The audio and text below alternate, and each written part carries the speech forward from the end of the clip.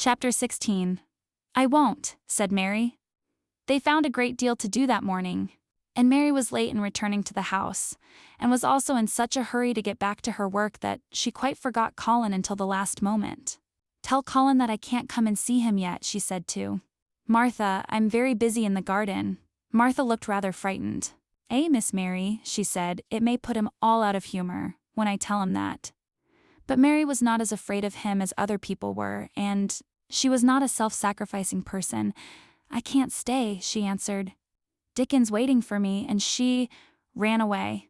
The afternoon was even lovelier and busier than the morning had been. Already nearly all the weeds were cleared out of the garden, and most of the roses and trees had been pruned or dug about. Dickon had brought a spade of his own, and he had taught Mary to use all her tools, so that by this time it was plain that though the lovely wild place was not likely to become a gardener's garden, it would be a wilderness of growing things before the springtime was over. There'll be apple blossoms and cherry blossoms overhead, Dickon said, working away with all his might. And there'll be peach. And plum trees bloom against the walls, and that's grass'll be a carpet of flowers. The little fox and the rook were as happy and busy as they were, and the robin and his mate flew backwards and forwards like tiny streaks of lightning. Sometimes the rook flapped his black wings and soared away over the treetops in the park. Each time he came back and perched near Dickon, and cawed several times as if he were relating his adventures. And Dickon talked to him just as he had talked to the robin. Once, when Dickon was so busy that he did not answer him at first, Suet flew onto his shoulder and gently tweaked his ear with his large beak. When Mary wanted to rest a little, Dickon sat down with her under a tree, and once he took his pipe out of his pocket and played the soft, strange little notes, and two squirrels appeared on the wall and looked and listened. Thaw's a good bit stronger than Thaw was, Dickon said, looking at her as she was digging. Thaw's beginning to look different, for sure. Mary was glowing with exercise and good spirits. I'm getting fatter and fatter every day, she said quite exultantly. Mrs. Medlock will have to get me some bigger dresses. Martha says my hair is growing thicker. It isn't so flat and stringy. The sun was beginning to set and sending deep gold-colored rays slanting under the trees when they parted. It'll be fine tomorrow, said Dickon. I'll be at work by sunrise. So will I, said Mary. She ran back to the house as quickly as her feet would carry her. She wanted to tell Colin about Dickon's fox cub and the rook, and about what the springtime had been doing. She felt sure he would like to hear. So it was not very pleasant when she opened the door of her room to see Martha standing waiting for her with a doleful face. What is the matter? She asked. What did Colin say when? You told him I couldn't come, said Martha. I wish Thu'd gone. He was nigh going into one of his tantrums. There's been a nice to-do all afternoon to keep him quiet. He would watch the clock all the time. Mary's lips pinched themselves together. She was no mote used to considering other people than Colin was, and she saw no reason why an ill-tempered boy should interfere with the things she liked best. She knew nothing about the pitifulness of people who had been ill and nervous, and who did not know that they could control their tempers and need not make other people ill and nervous too. When she had had a headache in India, she had done her best to see that everybody else also had a headache or something quite as bad, and she felt she was quite right. But of course, now she felt that Colin was quite wrong. He was not on his sofa when she went into his room. He was lying flat on his back in bed, and he did not turn his head towards her as she came in. This was a bad beginning, and Mary marched up to him with her stiff manner. Why didn't you get up? She said. I did get up this morning when I thought you were coming, he answered without looking at her. I made them put me back in bed this afternoon. My back ached and my head ached and I was tired. Why didn't you come? I was working in the garden with Dickon, said Mary. Colin frowned and condescended to look at her. I won't let that boy come here if you go and stay with him, instead of coming to talk to me, he said. Mary flew into a fine passion. She could fly into a passion without making a noise. She just grew sour and obstinate and did not care what happened. She retorted, If you send Dickon away, I'll never come into this room again. You'll have to, if I want you, said Colin. I won't. I'll make you, said Colin. They shall drag you in. Shall they, Mr. Raja? Said Mary fiercely. They may drag me in, but they can't make me talk when they get me here. I'll sit and clench my teeth and never tell you one thing. I won't even look at you. I'll stare at the floor. They were a nice, agreeable pair as they glared at each other. If they had been two little street boys, they would have sprung at Cash Other and had a rough and tumble fight. As it was, they did the next thing to it. "You are a selfish thing," cried Colin. "What are you?" said Mary. "Selfish people always say that. Anyone is selfish who doesn't do what they want. You're more selfish than I am."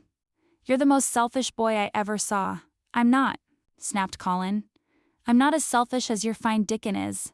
He keeps you playing in the dirt when he knows I am all by myself. He's selfish if you like." Mary's eyes flashed fire.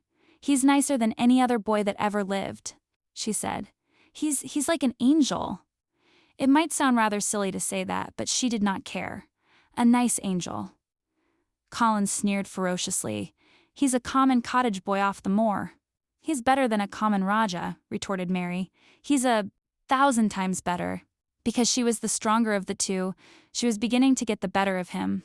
The truth was that he had never had a fight with anyone like himself in his life, and upon the whole, it was rather good for him, though neither he nor Mary knew anything about that. He turned his head on his pillow and shut his eyes, and a big tear was squeezed out and ran down his cheek. He was beginning to feel pathetic and sorry for himself, not for anyone else. "I'm not as selfish as you, because I'm always ill, and I'm sure there is a lump coming on my back," he said. "And I'm going to die besides."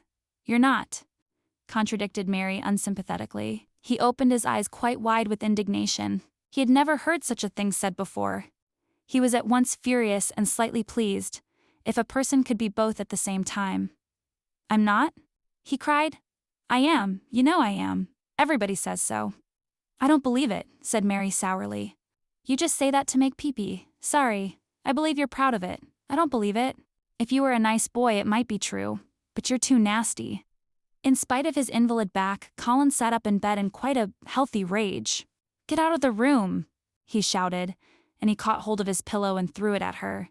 He was not strong enough to throw it far, and it only fell at her feet, but Mary's face looked as pinched as a nutcracker. "I'm going," she said. "And I won't come back."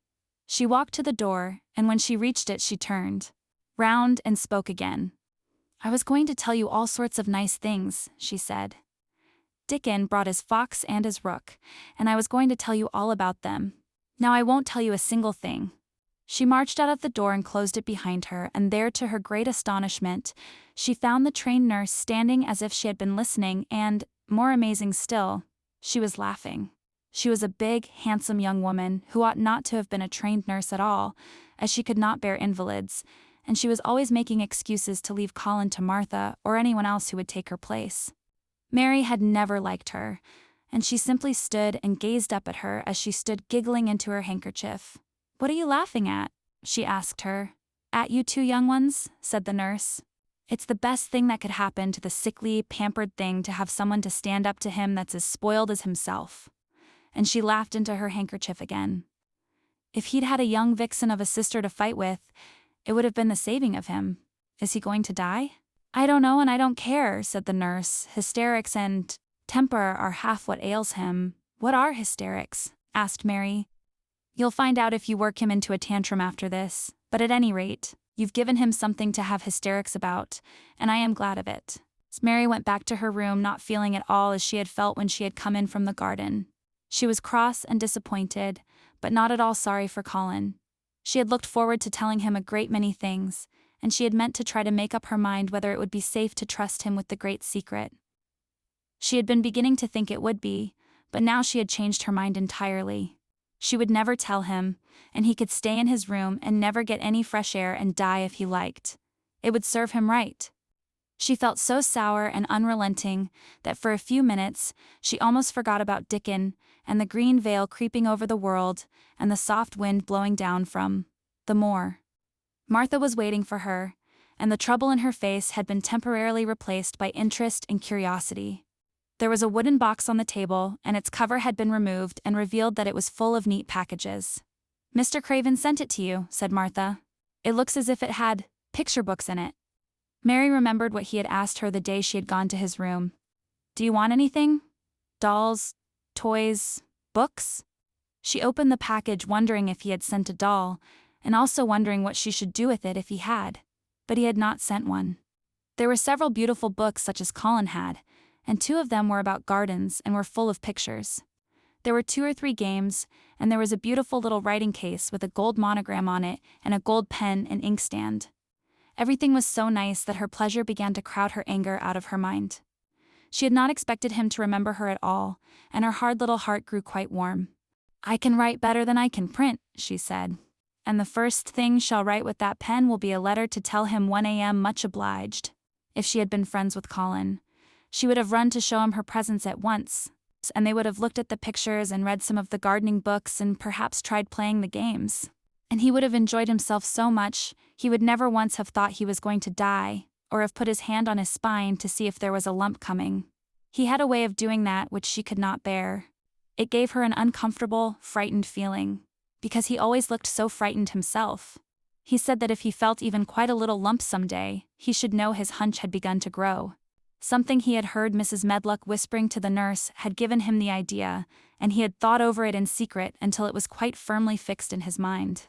Mrs. Medlock had said his father's back had begun to show its crookedness in that way when he was a child. He had never told anyone but Mary that most of his tantrums, as they called them, grew out of his hysterical hidden fear.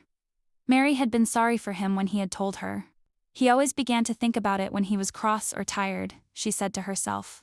And he has been cross today. Perhaps he has been thinking about it all the afternoon. She stood still, looking down at the carpet and thinking. "I said I would never go back again." She hesitated, knitting her brows. "But perhaps, just perhaps, I will go and see, if he wants me in the morning. Perhaps he'll try to throw his pillow at me again, but, I think, I'll go."